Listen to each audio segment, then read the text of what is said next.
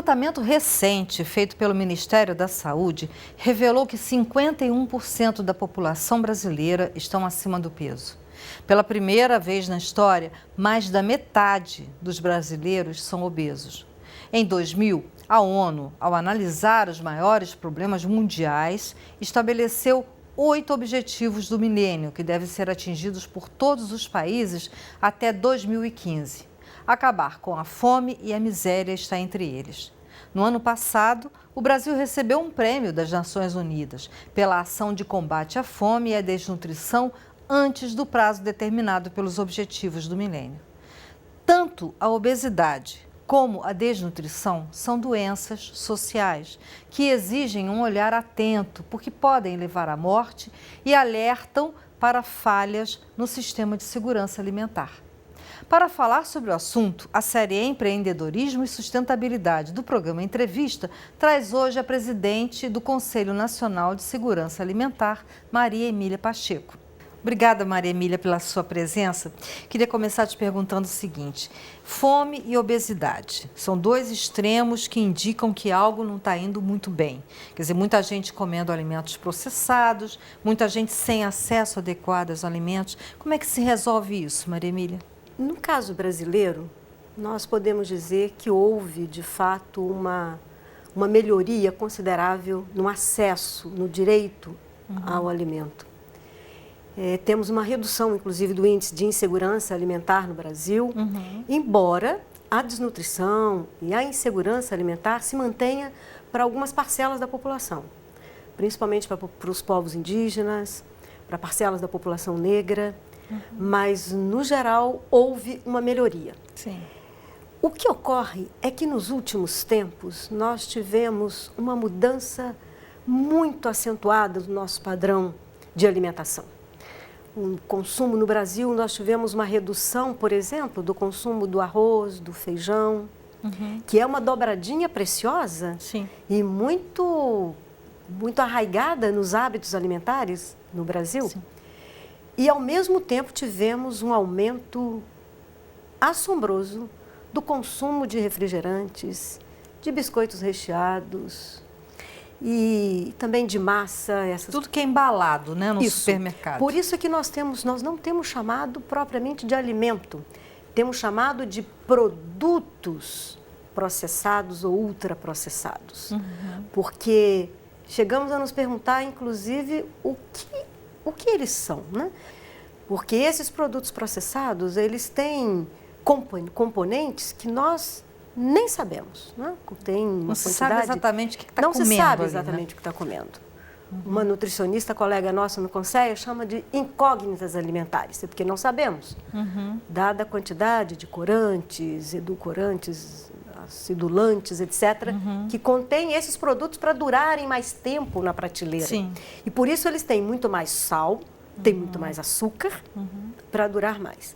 Essa mudança desses hábitos alimentares explica o aumento da obesidade no Brasil. Então, é muito importante que a gente tenha essa compreensão que a obesidade, o sobrepeso, é uma questão de ordem social e ela não pode ter apenas uma abordagem medicalizada. Sim, né? sim. É preciso que haja uma mudança desses hábitos, o que supõe também mudar o rumo da produção. Por isso que é importante falar dos sistemas sustentáveis, agroecológicos de produção. Agora, na minha infância, a gente tinha tempo para as coisas. A gente tinha tempo de caqui, a gente tinha tempo do figo, a gente tinha tempo da manga. Hoje eu não vejo mais isso, porque a gente consegue comprar manga, figo, caqui o ano inteiro. Por que isso, Maria Emília? Porque nós nos afastamos cada vez mais da própria natureza.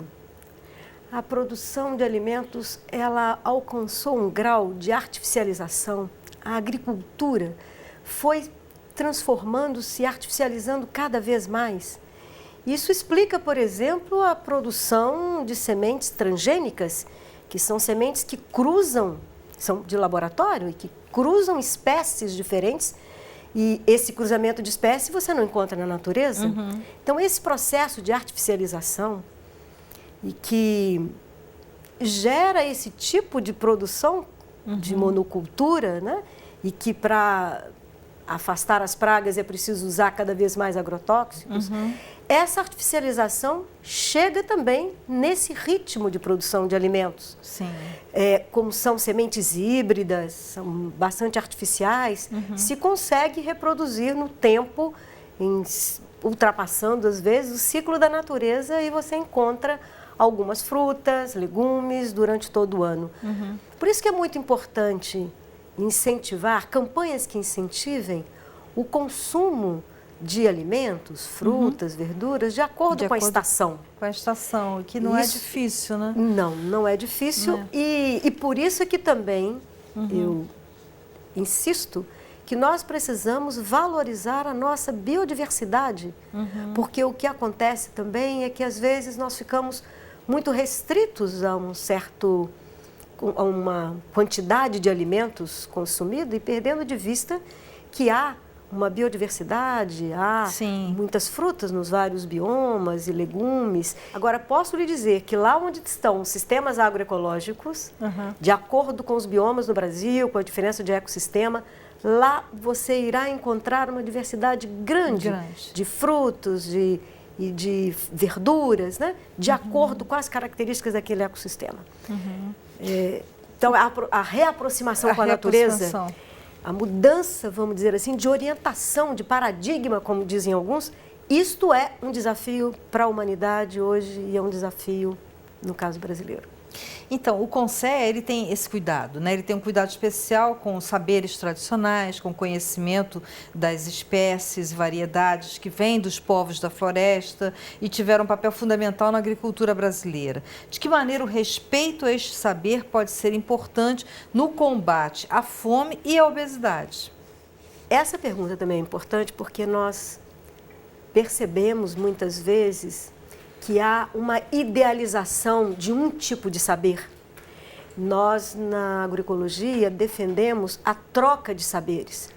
Nós não podemos ignorar que há sistemas agrícolas extremamente complexos no Brasil e que eles permanecem, se reproduzem porque são fonte de uma sabedoria. Sim. Eu vou dar um exemplo de um sistema agrícola no Alto Rio Negro, de indígenas, e propositalmente falo dos indígenas, porque os indígenas têm um saber e nos deixaram, têm um legado, não só na variedade das espécies, como também na nossa culinária. E esse sistema agrícola, no Alto Rio Negro, por exemplo, ele tem um sistema complexo de troca de maniva, da nossa mandioca, e lá se concentra talvez o maior número de variedades de mandioca no Brasil. Olha. Maior do que em qualquer laboratório que pudesse ter esses chamados germoplasma. Isso nós defendemos. Variedade, quer dizer, mandioca diferentes, a variedade mesma mandioca. Exatamente. Variedade na cor, no sabor, na consistência, no tempo de cozimento, e por isso, e as variedades são importantes porque elas são capazes de nos proporcionar uma variedade de transformação na culinária. Certa variedade de mandioca vai ser mais apropriada para fazer um cuscuz, ou para fazer uma tapioca, ou para cozinhar e comer uma mandioca incrível cozida. Porque tem crianças que nem sabem ainda o que é mandioca. Agora imagina que tem variedades de mandioca. Exatamente. Com certeza, o aumento no consumo de verduras, de frutas, é algo fundamental para enfrentarmos o problema da obesidade.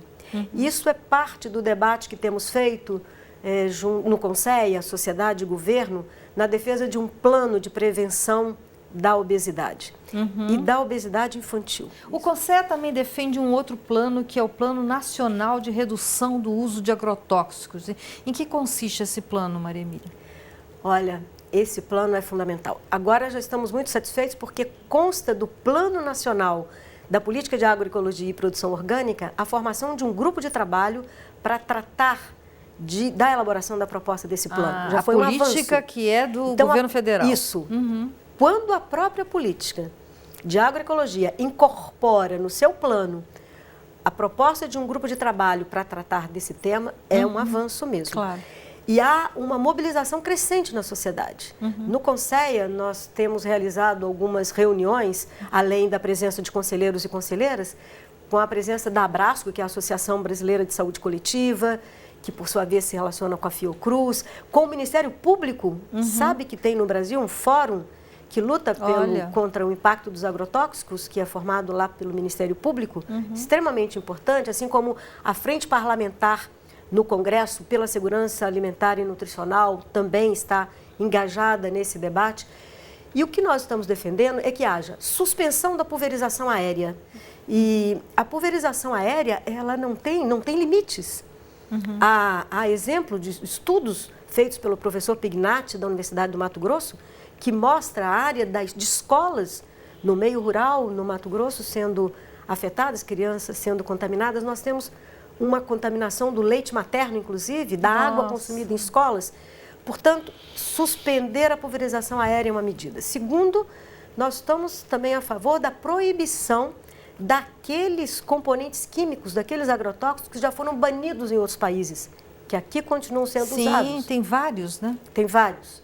E com um impacto enorme. E ainda agora estão buscando liberar uma nova substância, o 2,4-D, que segundo vários estudos mostram que tem um impacto gravíssimo para a saúde humana e para o meio ambiente, porque combinado com outros produtos gerava aquele agente laranja, o desfoliante que foi usado na Guerra do Vietnã. Da Guerra do Vietnã. Esse 2,4-D, junto com outro componente, é que gerava esse agente chamado agente laranja. Pois bem, e também, ao mesmo tempo, estamos defendendo que é preciso acelerar, ampliar e, de fato, implementar a Política Nacional de Agroecologia e Produção Orgânica e, ao mesmo tempo, reduzir, suspender esses subsídios que são dados para a produção do veneno. O que nós precisamos é que esses recursos sejam alocados em outro lugar. Sim. Seja um fundo para apoiar a agroecologia. Obrigada a você, Maria Emília. Ficamos por aqui. Obrigada a você de casa e até a próxima.